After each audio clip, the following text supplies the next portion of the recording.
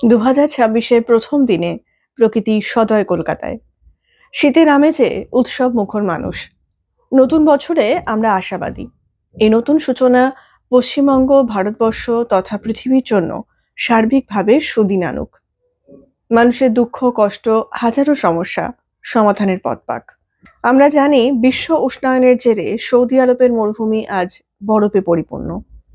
আশা রাখি 2026-এ আমরা প্রকৃতির প্রতি যথার্থ আচরণ করব। বুঝতে শিখব প্রকৃতির সঙ্গে সঠিক আচরণ করলে প্রকৃতির সন্তানেরা, পশু পাখি, মানুষ, আমরা সবাই সুরক্ষিত থাকব।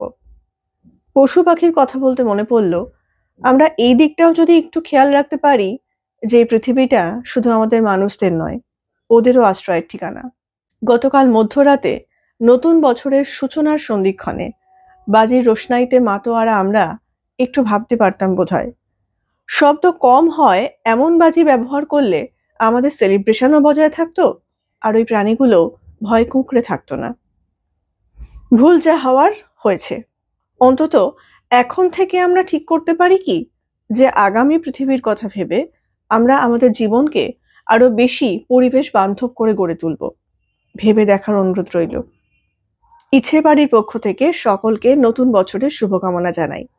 বেশ কিছু পরিকল্পনা আমরা সাজানোর চেষ্টা করছি। না, নিউ ইয়ার রেজলিউশন নয়। ব্যাস আমাদের যা কিছুতে ভালো লাগা সেগুলোই আপনাদের সঙ্গে ভাগ করে নেওয়ার প্রয়াস মাত্র।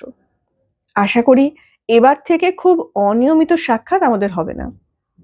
আর হ্যাঁ, ওপরের জ্ঞানের বাক্যগুলোর জন্য গাল দেওয়ার ইচ্ছে হলে কিঞ্চিত কম দেবেন। খেতে বসবো তো, বিষম খেয়ে একসা হতে হবে। আপাতত আজ যাদের ছুটি মিলেছে, মন প্রাণ ভরে উপভোগ করুন। সকলে সুস্থ থাকবেন, ভালো থাকবেন।